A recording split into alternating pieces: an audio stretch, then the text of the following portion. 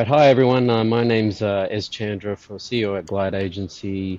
We're here in the agency pitch series, and we're going to be talking to Mo Hamdouna about agency pitching around Web 3.0 and blockchain marketing. Mo's from Mo Works. He's got an amazing agency in Melbourne, specializes in blockchain marketing, and he's going to really take us through today what he knows about the field and his expertise. So Mo, over to you. Do you want to do just a quick intro on yourself and your agency, mate? Mo Works creative agency. We're based in Melbourne, Adelaide. We've been running for the past around 7 to 8 years now, and I've been in the blockchain space since 2017. Since then, we worked with around 20 businesses in the space. We helped in various rounds of type of campaigns, from managing complete what used to be called an ICO, so initial coin offering, to initial exchange offering, to and the names keep changing, and now we are in NFT launch and Web3, but potentially majority of the work remain the same. The community, the audience as well, remain the same. Beyond the Web3 itself space, we're an agency that specializes and work with companies in the emerging technology space. So it's a company who utilize AI or AR as part of their solution, or have some form of a product that they use it to offer their service or product Mm. products. Yeah, so it's quite an advanced startup that you would work with effectively, like, and the technology that they're tapping into is complementary to blockchain, so it's some sort of like AI or innovative tech that's involved that requires, you know, lots of segmentation, lots of integration, different possibilities, and using Web.3. Yeah. Yes, potentially the way we see it is blockchain is at the end it's a technology. So it's a vehicle, it's a tool. Hmm. Such other technologies available from artificial intelligence, augmented reality. So at the end, our focus is always go back to the problem they try to solve, the solution they are offering, Hmm.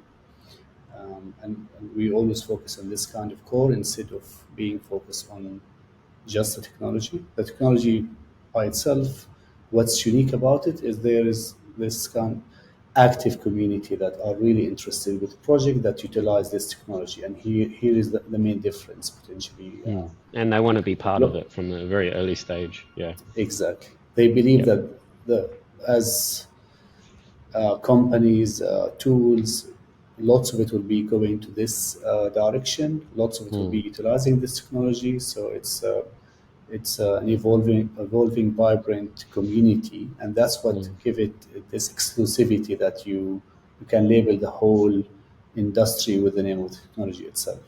Mm.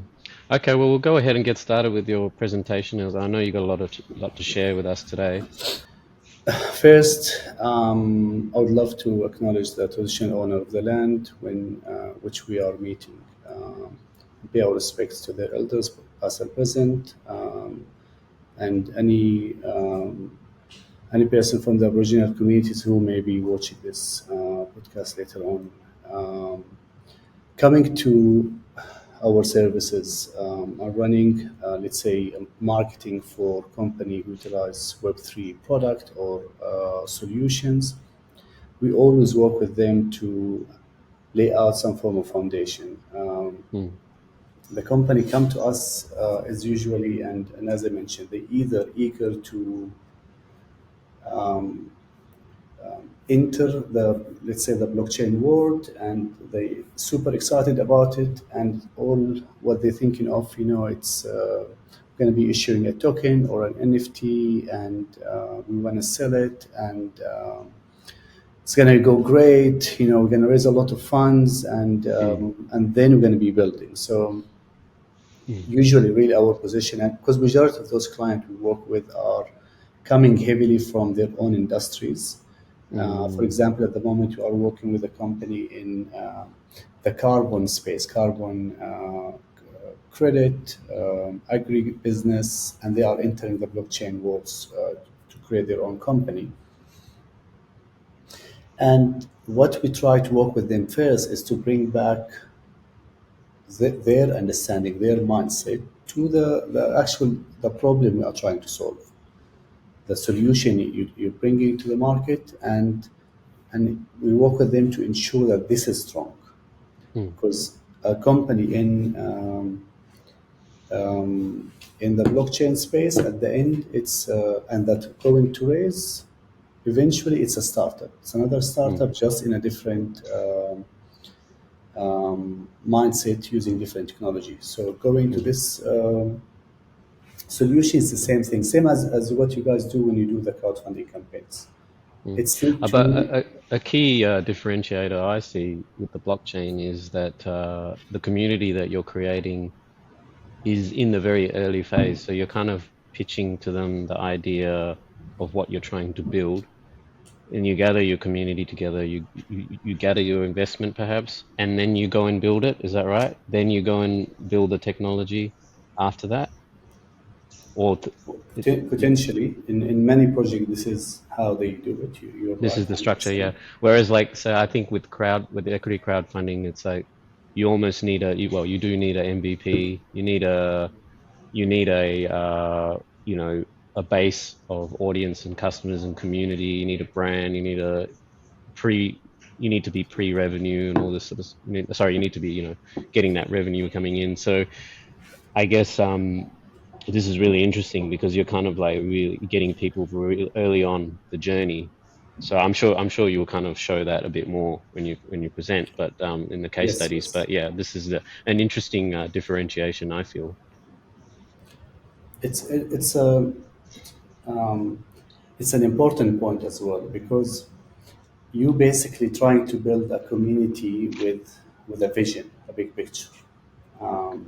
So Mm, that's why we bring it back to people. If you want to build a community, they you need to find some form of a shared vision or mm, an important mission to build a community around it. And this is mm, potentially one of the essence of building communities. People need to gather for something they believe in hmm. and believe it will grow really well.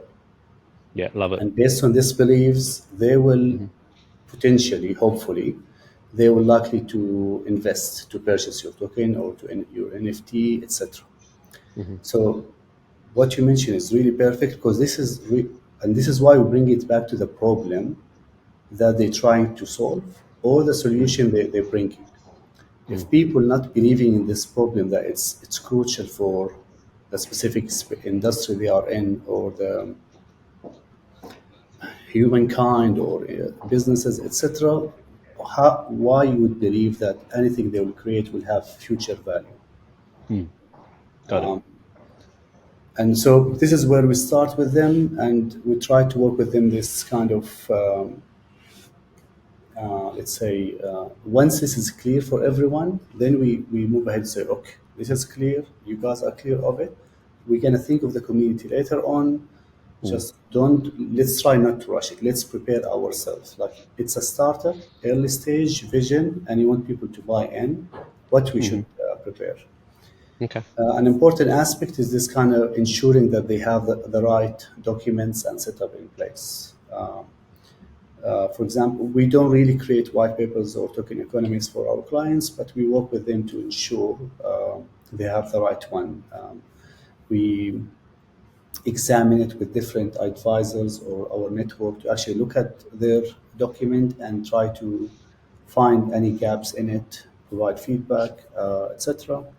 Then we usually in also a Web3 campaigns, there's different entities involved, from legal point, from marketing, developers themselves as a client, marketers around the world, because most of the times these are international campaigns.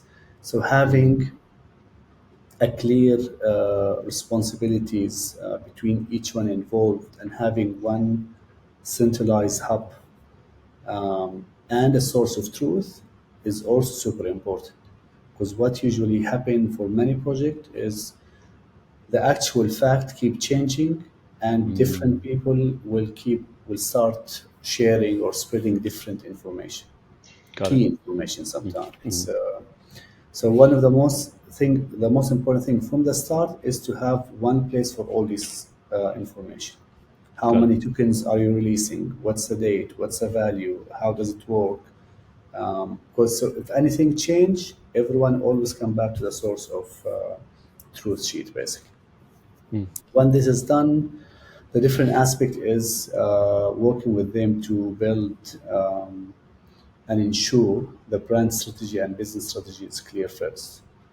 And mm, again, this is coming back to, as any marketing campaign need to reflect and support the business achieve its own goals as a business, not just as a marketing mm. campaign. So And this will depend on different businesses because, some businesses we work with, they already have their brand purpose, their vision, and their core is there. They just need you to help them with the blockchain community building. Is that right? of course, Um, 100%. So and then some of them don't have anything, and that's when you kind of come in there and help them from scratch, right? Yeah. yes, it's interesting. Some of them come without anything, just simply the white paper and economics. But the, I mean, the objective here at this phase, because we're laying out the foundation. So if they have it or if they don't have it, we just need to make sure it's ready and strong enough to go global. It's much Yeah. easier to clean up things before you run this international campaign rather than you Mm. start fixing things while you're live. Mm. And that's the key thing. The word there is global. Being global means being scalable, and the message is clear no matter where you go. So it has to be really, your proposition has to be very sharp and very clear, right? And this is why it's And very important in the beginning. Yeah. yes, and this is why we add the word inclusive. It's Mm. your brand, your message, your language need to be inclusive because you're simply targeting like an international audience. So you have people Mm. from Southeast Asia, from Middle East, Europe, South America, US, Australia, etc. So you need to consider this if you want to grow really well because you have no idea what trigger or issue you'll have along the way if you don't have this in mind as Mm. well. Got it. So yes, once we lay out those documents, we have a brand strategy in place, confirmed, strong, and then we try to confirm if we have the right partners in place. Again, we are one piece of the puzzle or two pieces, let's say, but it's important that our clients have the right partners supporting them. You're going in some form of an investment raise. There is lots of legal challenges. Lots of things need to be taken care first before we try to raise from or support them to raise from anyone, from institutional funds or from Mm. retail, etc. This is not our um, part of the story. This is not our really how we support them. But the only thing is we have our own checklist, and we want to make sure that the clients have done their homework Got it. and everything is solid as well. Yeah, so typically, for example, if they're building an app or a software, you want to know who the app software development partner is. If they've got a Web3 dev specialist, or you've got legal specialists, you kind of want to know who this team is that's built around them potentially. Or if they need one, then you can refer them to a partner. Yeah, Yes, it's again, they are a startup. Startup, yeah, their team is big part of their success. If they don't have the correct. right people in place, Hmm. if they don't want to tell you who the developers are, where they're located, something can be wrong. Mm, I agree. Yeah, So it's from our point of view, obviously we want to be associated with project that we believe is going to be a success. yep, I agree with If that. we are not trusting them, how are we going to convince the world to trust them? Yeah. and this is potentially it's definitely something we learned the hard way. We worked with projects from lots of places that are based in Singapore, Japan, Hong Kong, Cayman Islands, and we weren't asking the right questions at the start, maybe, or trying to see Mm. who's supporting this project, where is the project getting developed, is there actually development in place. Mm. It's a super interesting space. So the more you ask at the start, the more you kind of try to have this vision: is will this product actually make it or not, or how Mm. long they're going to keep going basically in it. Got it. Got it. In this presentation, I'll be focusing on a few of those components because I believe they can help shape a lot the strategy that we create usually for our clients. Most important one is really conducting a proper competitor analysis. The value here is usually with companies in the Web3, your competition can be in Web2, let's say, or Web3. So Mm. you can see both sides, but what are they doing? Who's their partners? Who's investing in them? Where they evolve? What certificate they have? Mm. And it's very important for the crypto audience later on to see those comparisons because it does help them understand where to fit your project in their mind, to decide later on, is this a project I'll be interested in or not. Mm. Because there's lots of the crypto audience are coming from an investor point of view, not users point of view. So most likely they actually don't. The problem you are solving is not relevant to them. They just want to Mm. see potential in the problem, so they can invest in it. Got it. So by you comparing yourself to and creating those kind of comparison tables, you just make it very easier for the worldwide international crypto audience to basically frame you with something they can be associated with, Mm. which bring us back to the obviously the super important aspect, which is your target audience. Target audience can come in different segments, and those three segments that I have here can be divided further. But let's say I Mm. just summarize them in three. You have segment one, which is your cryptocurrency audience, investors. If you are in the cryptocurrency space, most likely you are active in investment in the space. So Mm. that's why we call them investors, even though that potentially some of them they trading with really small budget, let's say. Second audience, it's your institutional funds, investors, from various way, from VCs, from interesting companies or enterprise companies within the industries you operate in, who potentially will be interested in investing in such a project. And this, bring it back to your product should be solving a real problem that Mm. with a real solution. So if Yeah. you are solving like issuing credit, carbon credit certificate, there's huge demand on it. Companies from banks, from energy company, enterprise, all of them will be Mm. interested to get their hands on carbon credit, regardless to if they have to pay cash for it or crypto, etc. They want the carbon credit. So if you want to show them a product that will get them solve their problem, they will be interested in it. Mm. Mm. Third segment, it's potentially the actual users, either buyer or users of the problem you are solving. So who potentially can be using this product?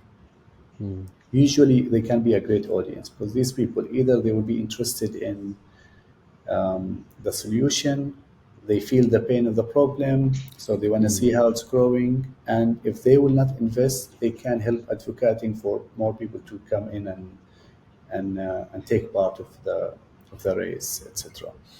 Mhm. Ideal ones, obviously, what we see it here is the people who are in the industry target and they're also investors. Most of the time, those people will be your biggest fans. They will invest, they will talk about it, they will want to be part of it, and they will be super excited about the solution you are bringing. So, if you manage to identify them and find them, Mm. those are the ones that you want to keep basically. Yeah. Yeah. Once we identify all the personas, for example, here are personas who are enterprise interested in carbon credit, Mm. Mm-hmm. and we work with the client to in a collaborative, interactive way to gather all information from their end. Mm. For Mm-hmm. persona one, persona two. So here we guiding the client, working with them to extract Mm. all of the knowledge they have. Plus, obviously, we adding our own, and then Mm. as a result, we will have a clear structure of persona that will allow us to understand what's the desires, motivation, how to Mm. target them, where they are, etc. Most of everything I'm showing you in the presentation, lots of the information we work with our client in a super collaborative approach and Mm. really try to extract their knowledge Mm-hmm. into paper. So and we add to it. Basically, we add from our experience, our knowledge, try to work it out. But the client have a lot of knowledge, and us them relying on us for everything will allow us to do lots of assumptions while they actually have definite answers. They know the audience, they've been in the industry, so we Mm. want this knowledge and we extract it all out basically. Perfect. So moving forward, once we have the competitors clarified, we have the target cleared. Now we start thinking of what are the different touch points we're going to have with our audience. Mm. The team super important. That's why we have it first. You know, people always want to invest in people. They want to know who they are investing in. They want to know who are the people who will drive this project. Do I trust them? Mm. Do they have the right connection, expertise to make it happen, or not? Because you've seen a lot of this stuff, right? You've come across a lot of these documents, and you kind of know what's missing, what's not missing. Yeah. And we have an amazing network, like network that I trust, and I share with Mm. them those documents. Tell them I have this new project. This is what they currently have. Can you guys Mm. drill it for me? Give me Mm-hmm. everything you believe there's a gap, missing, doesn't make Mm. sense, or need to be revised. So I Yeah, I mean, actually but give this. this is a very simple slide, but it's a beautiful checklist because it kind of allows the brand to kind of really go through and work out where are the gaps. And if they're working with agencies and partners, they can kind of get things sorted, right? They can Exactly. get things organized. So this is good. So here we have the channels, the different touch point that we will have. Here are, let's say, the general tactics that we have from running event. This is the kind of support that we start providing for our client, managing Mm. their events, their social media, performance marketing, Mm-hmm. managing their communities, partnership, um, and Mm-hmm. they manage their sales, they manage other tactics, and then we put it together into this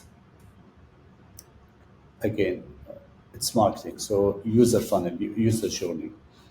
Mm. What's the tactic for each one?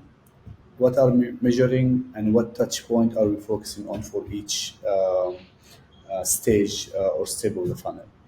Mm. So we break all the information and then we start putting together a strategy. How we're going to make it Beautiful. happen? Mm. Why we're doing it? What's our content pillars? Mm. In the initial phase, we're going to be focusing more in the problem and solution. Mm. Then later on, we're going to switch, focus more on the token and the crypto audience and the big space. Once we want to start being actively to raise fund or sell NFT or sell token. And then later on, you want to focus on the features of the product so you can start onboarding users, buyers, etc. So the content pillars that really work and adapt to the current stage you are in, which is coming back to this timeline, is what can make or break the project, because Mm. we have different kind of customer target, crypto investors, institutional investors, users, and those target, we need them in different stages of the project. So what the information they want to hear is different from can be different from one stage to another stage. This is a Mm. usual timeline that we use it. Let's say that demonstrate the time we need to build a strategy. This stage one usually is the S refer to small, large, and X large. We need around 2 months to build the community, perfect the voice, and understand that the market, build momentum. The large one is referred back to when you start campaigning, and the X large is this kind of active month of sale, followed by still quite strong marketing, and then we go Mm. back to a smaller rhythm if required as well. I focus on some of the key tactics that we do it in Web3, and usually we don't do it elsewhere, such as the community, Telegram, Discord, bounty program, Airdrop. And I'll just walk you through some of them as well here. Feel free to ask a lot of those questions, because most of these areas are really what can be different from Web3 marketing to normal project marketing as well. First one can be the biggest point of difference, because of mainly this service. Lots of companies come work with us or work with companies who have strong knowledge in Web3, because they believe, and they're potentially right, we can create, build, grow, and maintain a community for them. Mm. And when we speak about community management for Web3, we are referring to the proper meaning of community management. Because in social media for, let's say, e-commerce product, etc., the word community management is widely used and potentially misused, I would say, by lots of people. Mm. Because managing your followers' engagement isn't really managing an active community, because the the followers of your social media, followers of your Instagram, they only engage with the content that you put out there, and they just comment on it, like it, ask you questions, etc. So you're really managing here your followers' engagement, not really a community engagement. Mm. Where Got it. community in the Web3 aspect, we're actually building an active forum for them, a place for them to come towards a topic they like, or a project they like or they are interested in, and we are giving them the space for them to chat as a community. We are building different rooms that is divide the chat per topic, and people there engage by themselves. There is a community moderator. There is special activity that we run to keep the engagement high, but it's a Mm. place that everyone can chat. People can come ask questions. Other people respond to them, or the Mm. moderator will respond. It's a proper community engaged around one topic. And it's kind of like a modern approach to investment communications, I think, because a lot of the times, if you look at the share market, you will get a release information, and it's very periodical. Whereas this is almost like live. This is happening every day, perhaps by the hour. As things are released, they're released to the community. So it's very dynamic, right? This is the modern way of investing, I guess. Yeah, and being part of a It's very, community. very dynamic. It's 24/7, Mm. because you have members from all around the globe. Mm. So you have people around the clock, Mm. and you are correct. I'll just go back to previous slides. The key component here is what we call, it's a closed community group. Mm. I'm not sure, actually, maybe it's not written here. So yes, people in the community, they have access to it. So it's around Mm. the topic. They have the control of the conversation. It's an open conversation. They're not just commenting in one, new post that the company shared. This Yeah. happened because we still manage their social media, we manage their Instagram, but people will not go and debate, discuss, ask questions under one post, basically. They will Mm. come here and discuss it as a community. Now, managing the community, it's mean management of many things. Lots of those community, as we said, they're coming to get to know the project. They want to understand.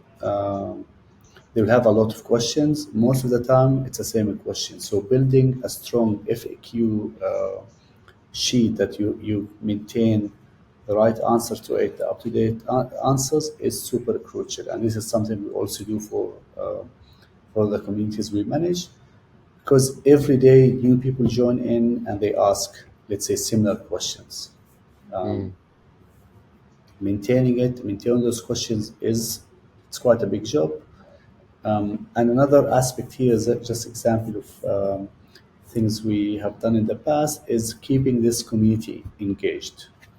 There's many ways. Obviously, we spark conversation, you share update.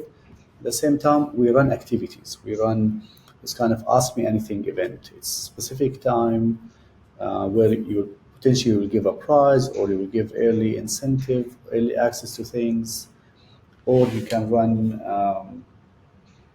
live broadcast, quiz Mm. night, Mhm. etc. So running those kind of activity to help many things, to help the community keeping continue to be engaged, active. You want to run engagement to grow the community, because some of the tactic can be to, okay, team, like as a community, let's try to grow our community. Can everyone invite 10 people? Mm. Mm. Mm. Can you talk about someone and bring them back? This kind of activity, because you want to grow. Mm. It's the So interest of everyone to grow the community.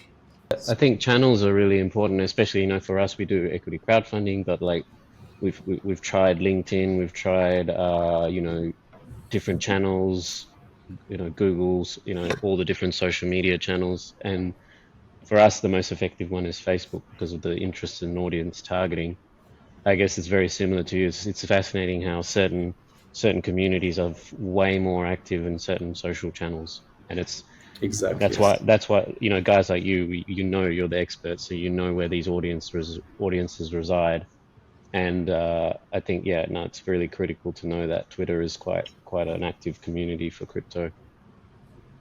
But at the same time, remember, as we spoke earlier as well about the different segment of your target, each Mm. segment potentially is active in different set of channels, and Hmm. each company or each project need to be active where their segments are.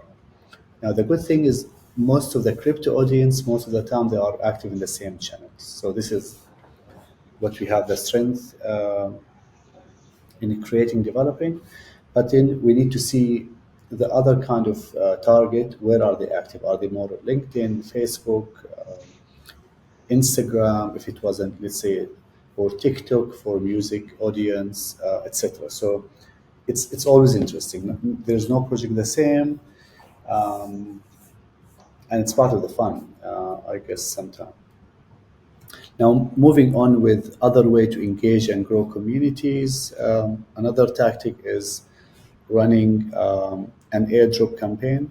Airdrop basically, you get people to register to receive token that will be dropped in their wallet. Mm. Most of the people in the airdrop campaign who participate are crypto audience mainly. Rarely you will find people from the actual target of users or buyers participate in it, unless if they are crypto enthusiasts as well. We use the airdrop campaign for mainly as an awareness tactic. We don't really expect lots of conversion out of it later on, but it does help us spread the word in a massive way, basically. in an international level because it come on some form of a stacking level and require referral mechanism. So the more they refer, the more stakes they have in the airdrop. Um, so it encouraged everyone to share a lot the project, and because it depends on some form of an OG image, and this OG image will become start spreading, like fire in Twitter, in Facebook, in Reddit, Telegram, etc. So the use of it usually it's more awareness. We do it at the start when we want to grow a community, because two, and actually I'll show you here one of the projects we've done that has the steps that you need to do it. You come to the website. This is the website we developed. We have it as part of our tech stack. You sign in, where you at, your name. So we gather people's email interested.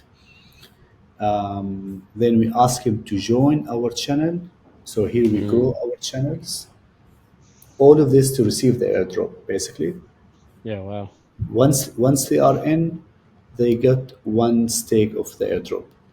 Then we tell them if you want to grow more, grow your stack, you just need to start referring more people. And here where the strong spread for The basically community, the community starting. is built. Yeah, yeah. That's a great strategy. Really, really. Thanks for sharing that. Another strong tactic that we big believers in it is what we call a bounty program. Is a bounty program basically we put some form of a bounty, X amount of token up for grab if you do those specific tasks for us. And basically, we recruit an army who are not interested to buy. So those bounty hunters aren't, most likely, they will not be investors later on, but they will be part of your team. This kind of mm, a small, not even a small, a large army of enthusiasts who are coming to support the project to receive token in return, which is a form of payment, let's say. And we build it, we add some different campaigns. So we want people to be active in TikTok, in YouTube, in Telegram, in Twitter, in translation. We put the different, here's an example of live bounty. We run it in crypto forum, so it's kind of mainly for the crypto audience. No one from the kind of other target will be interested in this. It's purely for crypto audience. And we work with them basically to do specific action and in return they will be rewarded by token. mm, And we tell them, for example, we are allocating 25,000 of this specific token, and you can participate in any of the campaigns, and each campaign has its own rules.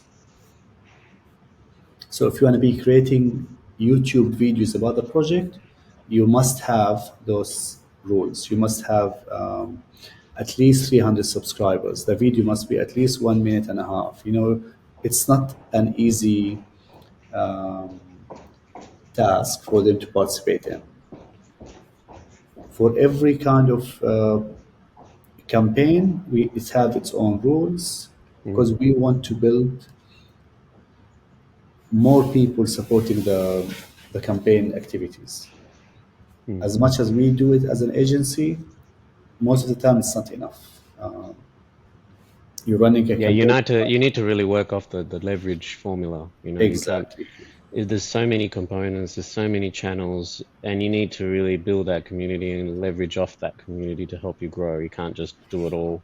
Yeah. Exactly. And the bounty program work amazingly for this kind of activities. The Mm, quality of the result can be questioned sometime, but mm, the awareness and the reach of their activities is what we are after.